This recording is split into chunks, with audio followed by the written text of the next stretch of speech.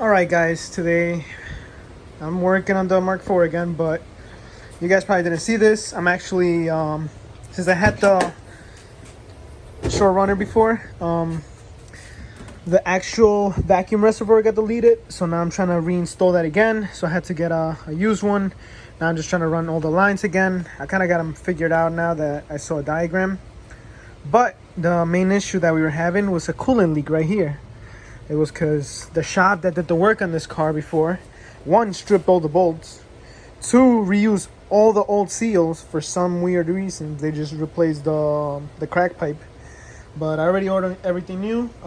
We have new casings from Volkswagen, new thermostat. I got the seal somewhere in here. This thing's gonna be fresh. So if you're doing this yourself, you want to remove the battery, take all this out. There's gonna be 3 Allen key bolts, 1, 2, and 3 right here. You see how it's a little grimy. Just make sure you take all this out, so when you put the new gasket, it doesn't leak. And yeah, let's get the installation. Okay, now that I got the light, you can see all that gunk down there was from the buildup of the coolant. Same over here. I removed the crack pipe already, and there's a lot of gunk down there. I just cleaned it up a little bit.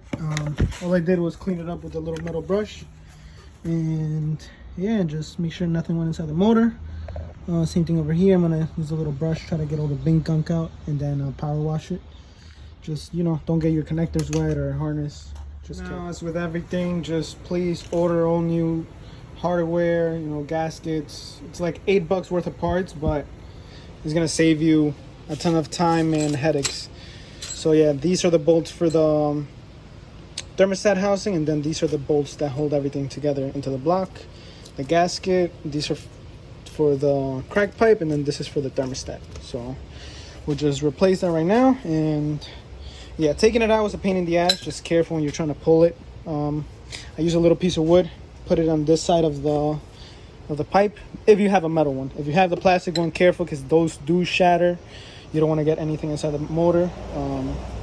But yeah, that's about it. A little trick that I like to do for the crack pipe is pretty much, once you put it on, make sure you put a little bit of like a little bit of coolant around the O-ring, so you know it's a little moist because it's into metal. But then you get our piece of wood over here, and then just hammer it in until it's all the way flush. It's still gonna move a little bit, but as long as it's sitting in there properly and you have all new seals, it shouldn't leak. Now we're moving on to the seals from this. All right, so pretty much there's one O-ring right there in the thermostat. Just replace that. I got a new cover. They're like $13, I think it was. I got them at I don't remember where I got it. It was on sale though. I remember I didn't pay much. It was like $13 or something. It's brand new. It's Volkswagen, so why not just replace it? You could get the aluminum ones, but I didn't want to spend that much money, so this will do. I'm gonna replace the other gasket here. Make sure that your sensors have new gaskets as well. And yes. Yeah. But please, for the love of God, go get yourself a set of there's a 5mm Allen key, but get these from Harbor Freight. They're not expensive, cheap.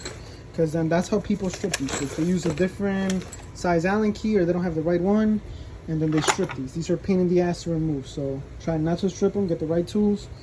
And yeah, so the new O-ring is in there. There should be a washer and a bolt in every single one of them, and same thing on the other side, a washer and a bolt. And let's tighten it up. Okay, so once this is nice and snug, put the seal in there. This is gonna go like so.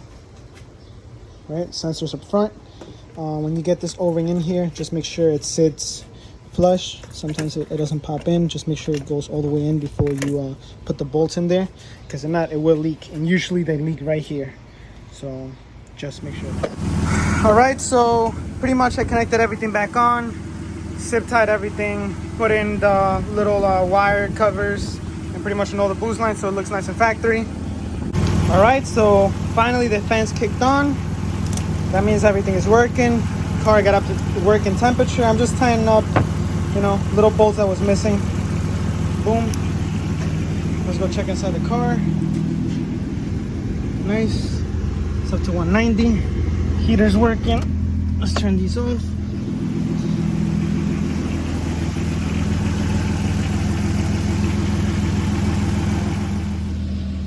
Operating temperature. Damn, she sounds good.